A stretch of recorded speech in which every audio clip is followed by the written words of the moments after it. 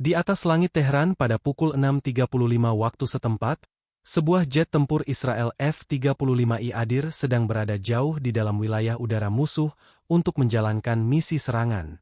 Segalanya terlihat terkendali, seperti operasi yang sudah direncanakan dengan sangat rapi. Namun di medan perang, rencana tidak pernah bertahan lama. Ketika misi baru saja berjalan, sistem penargetan Electro-Optical Targeting System, EOTS, tiba-tiba menangkap sesuatu yang tidak terduga. Sebuah kontak udara di ketinggian rendah bergerak cepat ke arah aset penting Israel. Pertanyaannya sekarang sederhana, apakah ini hanya ancaman kecil, atau awal dari sesuatu yang jauh lebih berbahaya?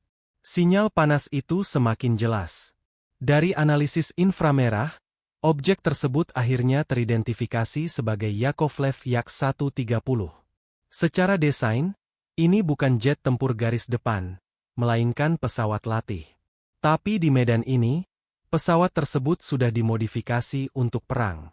Di bawah sayapnya terpasang R-73E Missile, dan di kokpitnya terdapat sistem helm yang memungkinkan pilot mengunci target hanya dengan arah pandangan. Artinya, pilot tidak perlu mengarahkan hidung pesawat ke target. Cukup melihat, dan misil bisa meluncur. Target sebenarnya dari pesawat ini adalah sebuah drone pengintai Israel, Hermes 900. Drone ini bergerak lambat, tidak bersenjata, dan tidak memiliki kemampuan untuk melawan. Namun perannya sangat penting, karena seluruh operasi serangan bergantung pada data yang dikirimkan olehnya. Tanpa drone ini, presisi serangan bisa berubah menjadi kacau. Masalahnya, sekarang ada jet yang sedang memburunya, dan waktu terus berjalan. Situasi semakin rumit ketika intelijen menunjukkan kemungkinan adanya jet lain di area tersebut, yaitu MiG-29 yang terbang dalam mode senyap tanpa radar aktif.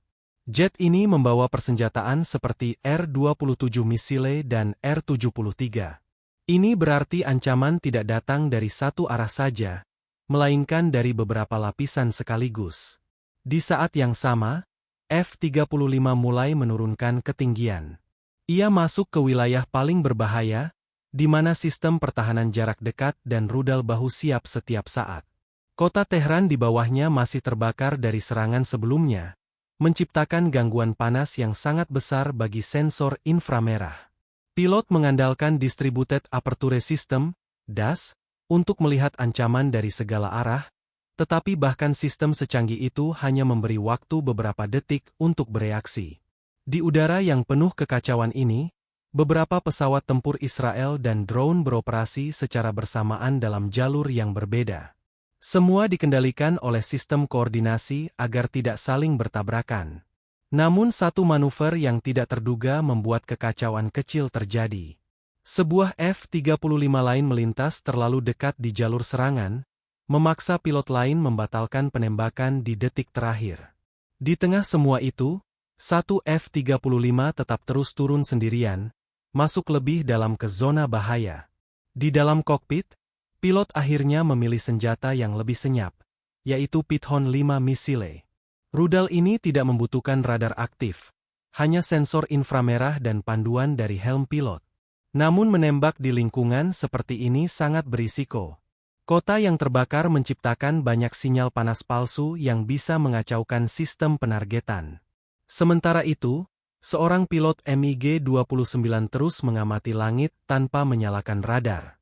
Dengan sensor inframerahnya, ia akhirnya melihat sebuah tanda panas yang bergerak turun dengan cepat. Tanpa komunikasi, tanpa sinyal, hanya jejak panas yang semakin terang. Ia mulai mengunci targetnya, menunggu momen yang tepat untuk menyerang. Di sisi lain, posisi F-35 semakin ideal untuk serangan. Ia berada di atas dan di belakang Yak-130, membuka sedikit ruang senjata selama kurang dari 2 detik untuk meluncurkan misil.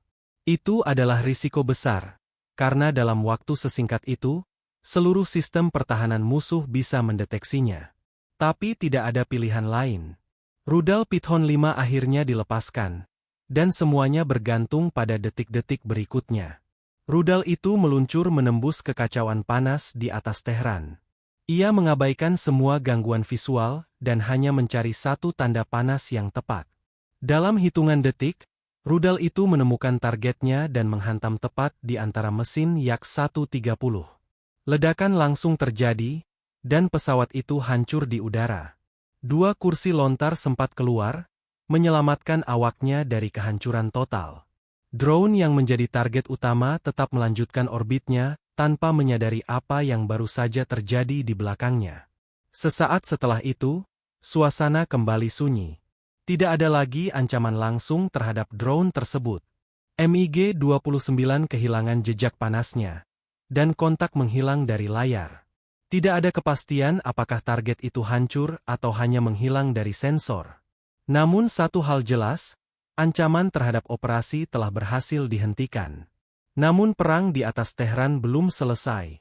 Langit hanya menunggu momen berikutnya untuk berubah lagi. F-35 kembali ke misi utamanya. Seolah tidak ada yang terjadi, melanjutkan serangan ke target darat berikutnya. Jika cerita ini menarik perhatian kalian, jangan lupa tulis pendapat kalian di kolom komentar.